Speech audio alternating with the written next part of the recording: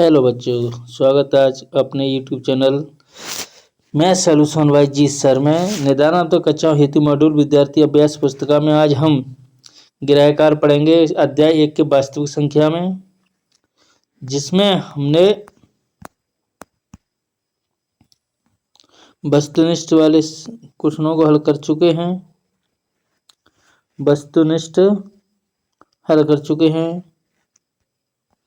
वस्तुनिष्ठ के बाद हमने भरने वाले सवाल जो सवाल दिए हुए थे उन्हें भी हम हल कर चुके। आज हमारा रहेगा गृहकार। होमवर्क वाले सवाल उन्हें हल करवाएंगे। होमवर्क वाले सवालों में लगभग 14 सवाल दिए हुए हैं। 14 सवाल दिए हुए हैं। तो पहला सवाल है, संख्या 74 29 को अभाज्य गुणनखंडों के गुणनफल के रूप में व्यक्त कीजिए। तो इस तरीके के सवाल को हम हल करने के लिए क्या करेंगे? सवाल हल क्रमांक 1, 74 29। तो इसको हल करने के लिए हम देखेंगे कि इसमें 2 से तो भाग जाएगा नहीं। अगली अभाज्य संख्या है 3 से भी भाग नहीं जा रहा है। फिर इससे अगली अभाज्य संख्या 5 से भी भाग नहीं जाएगा, क्योंकि 5 से भाग जाने के लिए अंतिम अंक 5 या 0 होना चाहिए। उसके बाद हमने 7 का देखा, 7 का भी भाग नहीं जा रहा है। 11 का देखा, 11 का भी नहीं जा रहा है। 13 का चेक किया तो 13 का भी नहीं जा रहा है। तो इसमें भाग 17 का चेक करते हैं। 17 का, तो 17 चौक होता है 68, और जब 68 घटाएं बचेगा आपका 6, तो 62 हो जाएगा। 17 तिये 51, 62 से 51 घटाएंगे तो बचेगा 11। 17 7 119। अब हम चेक करेंगे इसमें 17 के बाद अभाज्य संख्या आती 19, तो 19 का भाग इसमें चेक करेंगे। 19 दूनी 38, 38 43 38 तो बचा 5, 57 19 तिया 57। अब हमें 23 प्राप्त हुआ, जो कि 23 भी अभाज्य संख्या है, तो 23 से ही विभाज्य होगा। तो इस तरह से हमने देखा कि 7429 का जो फैक्टर होगा वो क्या होगा? 17 × 19 × 23 है इसका उत्तर होगा। अब हम अगले सवाल की ओर जाते हैं। अगला हमारा प्रश्न है, संख्याओं 9 और 25 का अभाज्य गुणनखंड विधि से HCF ज्ञात कीजिए, जो कि मैं कई बार बता चुका हूं और हम पुनः फिर बताते हैं। पुनः हम देखेंगे कि 9 का फैक्टर करेंगे तो 9 का फैक्टर होगा 3 से 3, और 3 का डिवाइड 3, और फिर 25 का तो सब पता ही है हमें। 5 का 5 बार जाएगा भाग, फिर 5 का भाग देंगे तो 5 बार। तो 9 के हमारे फैक्टर बने 3 × 3 1, और 25 का फैक्टर बनेगा हमारा 5 ×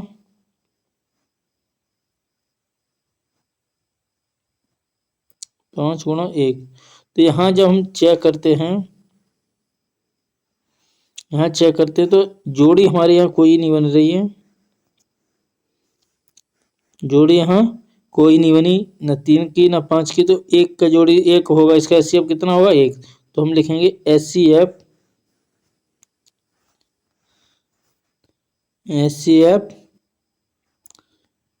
9 25 बराबर होगा 1 आंसर।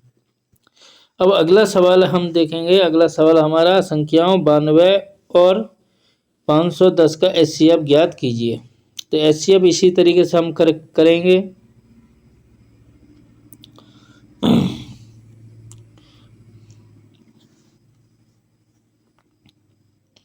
तो हम यहाँ देखेंगे 92 का फैक्टर करेंगे पहले। 92, तो 92 में जब हम 2 से भाग देंगे तो यहाँ आएगा 4, यहाँ आएगा 6। जब हम 2 से फिर डिवाइड करें तो यहाँ आएगा 2, यहाँ आएगा 3, और 3 से 23, यानी 23 से 23 में भाग देंगे तो 1 बार। ये तो हमारे 92 के गुणनखंड हो गए। अब हम 510 के भी गुणनखंड करेंगे। तो 510 के गुणनखंड करेंगे तो सबसे पहले हम इसमें 2 का भाग देंगे। जब 2 का भाग 5 में देंगे 2 बार जाएगा, बचेगा 1, 10 हो जाएगा, 11 हो जाएगा, 2 पहिया 10, बचेगा 1, फिर 10 हो जाएगा, तो पचम पाँच बप्पा 2×5 = 10। अब हम इसमें देंगे 2 का भाग नहीं जाएगा, अब जाएगा इसमें कितने का 3 का। 3×3 = 24, बचेगा 1, 3×5 = 15। तो अब इसमें भाग चला जाएगा 5 का, 5×5 = 5×7 = 35। अब देंगे 17 का तो 1। तो हमें 92 का फैक्टर प्राप्त हुआ 2×2×23 और 510 का हमें फैक्टर प्राप्त हुआ 2×3×5×17। इस तरीके से HCF हम ज्ञात करेंगे। तो HCF होगा 92 510 बराबर, तो हम यहाँ जोड़ी देख लेंगे तो 2 की जोड़ी मिल रही है और इसके अलावा कोई भी जोड़ी नहीं मिल रही है, तो इसका LCF होगा 2। HCF होगा 2, यही इसका आंसर होगा। अब अगला सवाल इसी तरीके से हम करेंगे। अगला सवाल है हमारा 867 और 255 का HCF ज्ञात कीजिए। 867 संख्या, इसमें हमें अब इसका HCF ज्ञात करना है। संख्याओं 867 और 255 का HCF ज्ञात कीजिए। तो इसका HCF ज्ञात करने के लिए हम क्या करेंगे,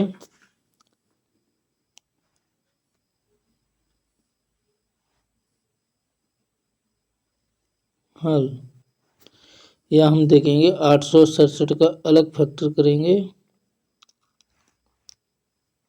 2 से भाग जाएगा नहीं, 3 से भाग जाएगा। तो 3 का पता करने के लिए अंकों को जोड़ के देख रहे हैं।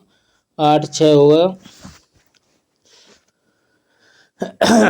8 6 होगा आपका 14, 14 7 21, यानी 3 से भाग चला जाएगा। जब 3 से भाग देंगे तो 3 दूनी 6 बचेगा, तो 3 8 24 और 3 9 27।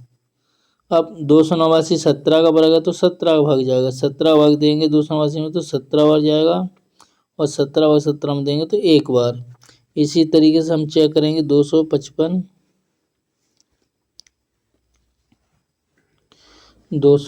में भाग हम देंगे पहले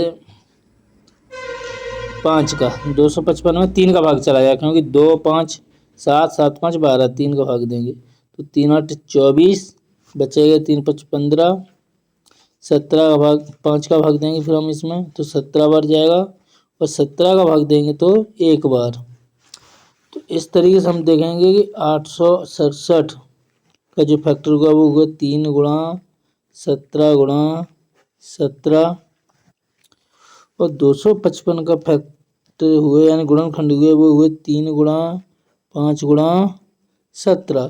तो यहाँ हम जोड़ी चेक करें तो एक तो 3 की जोड़ी मिल रही है, एक 17 की जोड़ी मिल रही है। तो HCF हमें प्राप्त होगा। HCF पूछा है तो HCF 867 255 का होगा 3×17 बराबर 17 3 51 आंसर। इस तरीके से इसे हल कर पाएंगे। और इसी प्रकार आप HCF इसका भी हल कर लेंगे और इसी प्रकार HCF संख्या 4 और 16 और 20 का भी हल कर लेंगे। अब जिस सब एक जैसे सवाल हैं तो आप इन्हें हल कर सकते हैं। अब हम बात करते हैं 13 और 39 का HCF और LCM ज्ञात कीजिए। इसमें HCF और LCM दोनों एक साथ दिया हुआ है तो इसको भी मैं बता देता हूँ यहाँ।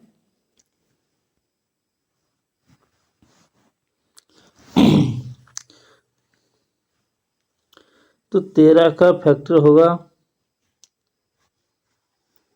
1 बार और 39 का फैक्टर होगा 3 से डिवाइड करेंगे तो 13, 13 से डिवाइड करेंगे तो 1 बार। तो हमें जो 13 के फैक्टर प्राप्त हुए वो 3×1 होगा या 1×3 और 39 के जो फैक्टर प्राप्त होंगे वो होगा 3×13। तो यहाँ हम जोड़ी देखेंगे तो 13 की तो जोड़ी हमें मिल रही है तो HCF इसका होगा HCF 13 39 बराबर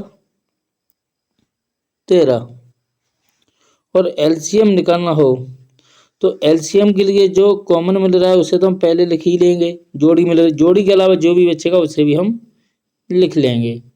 दोनों के फैक्टर जो भी कॉमन होंगे उन्हें लिख लेंगे कॉमन के अलावा। तो इनका गुणा करेंगे तो आएगा 13 तिया 39, यानी इसका एलसीएम होगा 39। अब हम आगे बढ़ते हैं। सिद्ध कीजिए कि 7√2 का एक अपरिमेय संख्या है। 7√2 एक अपरिमेय संख्या है। तो इस तरीके के सवाल हल करने के लिए हम क्या करेंगे, देखिए सबसे पहले हल लिखेंगे। माना 7√2 एक अपरिमेय संख्या नहीं है। ये हम कल्पना कर लेते हैं, यानी मान लेते हैं कि 7√2 एक अपरिमेय संख्या नहीं है। तब 7√2 बराबर होगा a/b, जहां ए और बी सहअभाज्य होंगे। कैसे होंगे, निम्नतम मान में होंगे, निम्नतम भिन्न के रूप में होंगे। तो ये कैसे होंगे, सहअभाज्य होंगे, सहअभाज्य होंगे जो संख्या है। एवं बी जब परिमेय है तो b नॉट इक्वल टू 0, यानी b 0 के बराबर नहीं होना चाहिए। तो हम यहाँ पाते हैं कि √2 बराबर होगा a/7। अब हम यहाँ क्या पाएंगे कि a, b और 7 पूर्णांक हैं। a, b और 7 कैसे हैं, पूर्णांक हैं। इसलिए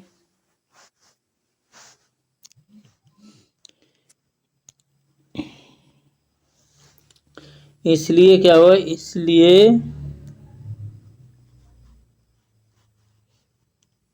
a/7 भी एक अपरिमेय है, एक परिमेय है।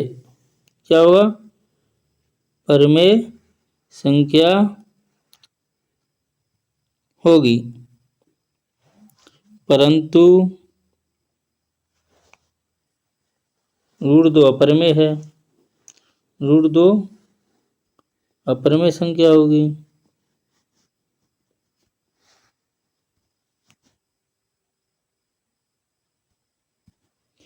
√2 एक, तो इससे स्पष्ट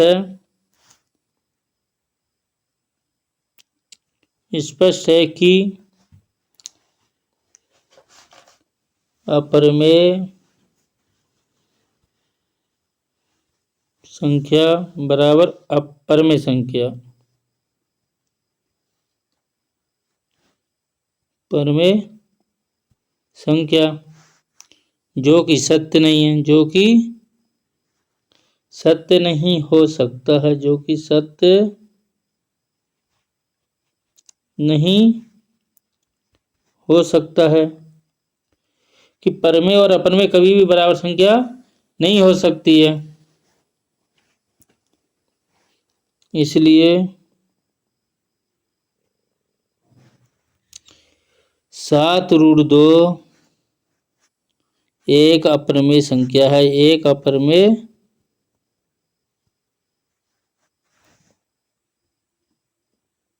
संख्या है। इस तरीके का परीक्षा में एक सवाल पूछा जा सकता है, जैसे कि 7√2 जो कि पिछली साल आया भी था 2023 में 3√2। 2023 में एक सवाल पूछा गया था जो सवाल था 3√2। इस तरीके के सवाल आने की ज़्यादा संभावना रहती है। तो इसी प्रकार से जहां हमने 7√2 का उल्लेख किया वहां हम इससे रख के भी हल कर सकते हैं। अब हम आगे बढ़ते हैं। आगे हमारे पास सवाल है, संख्याओं 6 और 20 का अभाज्य गुणनखंड विधि से HCF और LCM ज्ञात कीजिए, जो हम कई बार करा चुके हैं। अब हम आगे बढ़ते हैं।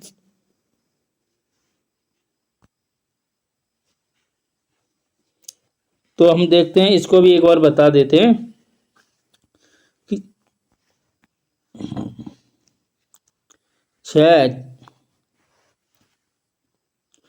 6 का फैक्टर होता है 2 गुणा 3। अब मैं इसे शॉर्ट में कराऊंगा। 20 के हमारे गुणनखंड होते हैं 2 गुणा 2 गुणा 5, तो 2 दूनी 4 5। तो हम यहाँ देखते हैं जिसकी जोड़ी मिल रही है, जोड़ी कितने की मिल रही है? 2 की। और जोड़ी नहीं मिले तो हम लिख सकते हैं HCF 6, 20 बराबर होगा 2 आंसर। अब हम अगला सवाल की ओर बढ़ते हैं। अगला सवाल है हमारा, इसमें एलसीएम और पूछा गया तो हम एलसीएम भी ज्ञात कर लेंगे। एलसीएम भी ज्ञात कर लेंगे। एलसीएम होगा 26 का, एक साथ करेंगे तो 2 से डिवाइड करेंगे तो यहाँ 3 आएगा, यहाँ 10 आएगा। 2 से फिर डिवाइड करेंगे तो यहाँ 3 और यहाँ 5 आएगा। अब हम 3 से डिवाइड करें तो 1 और यहाँ 5 आएगा, और यहाँ 5 से डिवाइड करें तो 1, 1।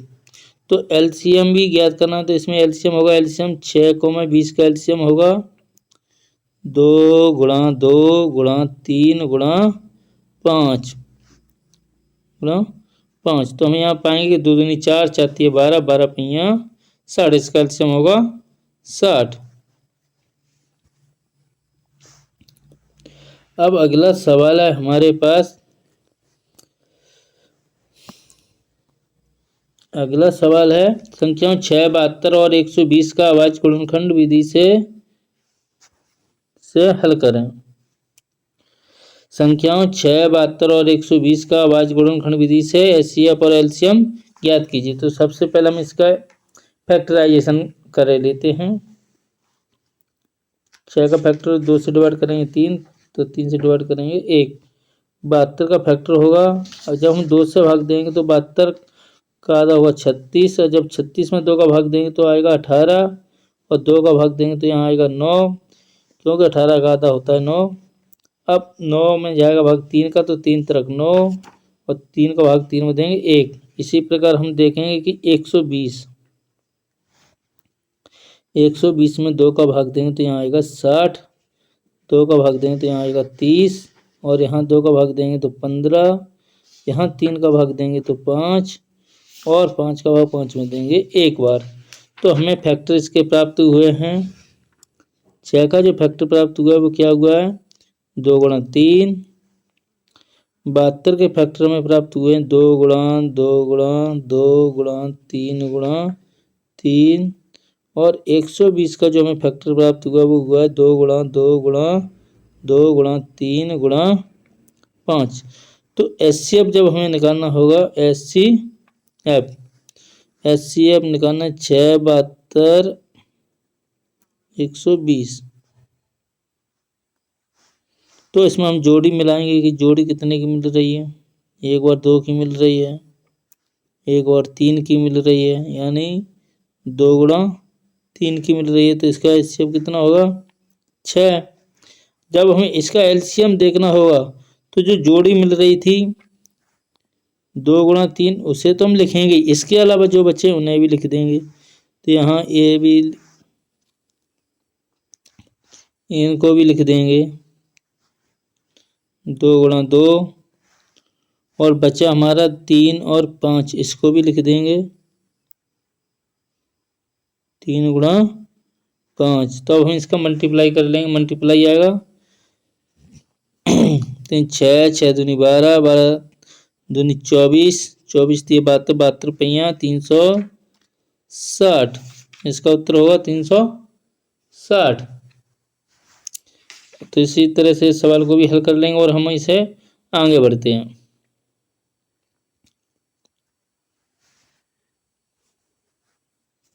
अब हम आगे बढ़ते हैं। आगे हमारा सवाल है 11वां। हमारा सवाल है 11वां।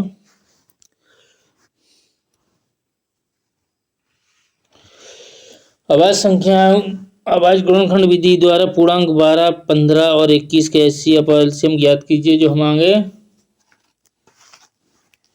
भी पिछले उसमें भी विकल्प बारे में सवालों में करा चुके, लेकिन यहाँ भी हम इसको एक बार फिर से पुनः हल करके बता देते हैं। तो इसको हल करेंगे, 12 का फैक्टर कर लेंगे। तो 12 का फैक्टर होगा 6 और 2 से फिर 6 में भाग देंगे तो 3, 3 में भाग 3 कर देंगे 1। अब 15 का में देंगे भाग 3 से तो आएगा यहाँ 5 और 5 का भाग देंगे तो 1 और 21 में भाग 3 से देंगे तो यहाँ आएगा 7 और 7 का भाग 7 में देंगे 1। तो हमें मिला कि 12 के जो फैक्टर हुए वो कितने हुए, 2 गुणा 2 गुणा 3। 15 के जो फैक्टर हुए वो हुए 3 गुणा 5 और 21 का जो फैक्टर बना 3 गुणा 7। तो इसको हम यहाँ हल करेंगे तो हम सबसे पहले एचसीएफ हमें निकालना है 12, 15, 21 का। तो एचसीएफ होगा इसका, जोड़ी देख लेते, 1, 2 की जोड़ी इसमें मिल रही है, इसमें नहीं मिल रही है तो ये नहीं होगा। इसमें भी 3 की जोड़ी मिल रही, 3, 3, 3 का मिल रहा है तो इसका एचसीएफ होगा 3। अब एलसीएम की बात करते हैं। 3 की तो जोड़ी मिल ही रही है, 3 के अलावा जो भी फैक्टर छूट रहा है उन्हें भी हम लिख देंगे। तो क्या छूट रहा है, 2 गुणा 2, यहाँ 5 और यहाँ 7। तो हम गुणा करके देखेंगे, 3 दूनी 6, 6 दूनी 12, 12 पंजे 60 और 60 7 होता है 420 आंसर। इस तरीके से इसको हल कर लेंगे।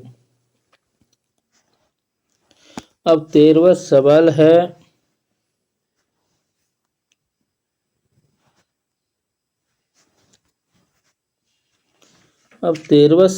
तो इन जैसे सवालों को तो हम बिल्कुल सिंपल तरीके से भी बता सकते हैं। किताब में दिया हुआ है वो बहुत ही ज़्यादा डिटेल या बड़ा सवाल दिया हुआ है। तो ऐसे सवालों को हम एक लाइन में ही हल कर सकते हैं।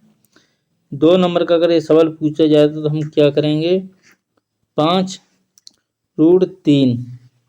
5√3 क्या है, एक अपरिमेय संख्या, एक अपरिमेय संख्या है। इस तरीके से सवाल दिया हुआ है। तो इसको हल करने के लिए सही तरीका यह है कि हम जानते हैं, सीधा लिख देंगे हम जानते हैं। इससे पहले सवाल लिख लेंगे, एक अपरिमेय संख्या है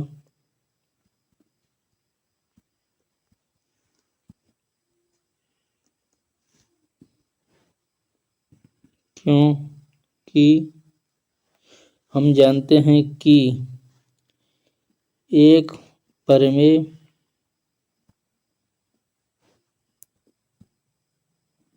संख्या और एक अपरिमेय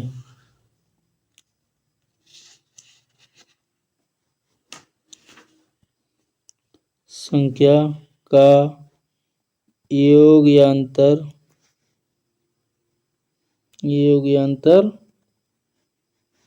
अपरिमेय होता है। अपरिमेय संख्या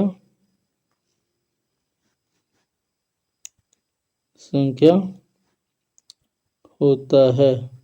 इस तरीके से हम परीक्षा में कर सकते हो। तो इससे इस तरीके से हम इन सवालों को जल्दी हल कर सकते हो और इसमें यह उत्तर हमारा सही भी रहेगा। तो आगे हम बढ़ते हैं इसी के साथ। आगे एक सवाल है,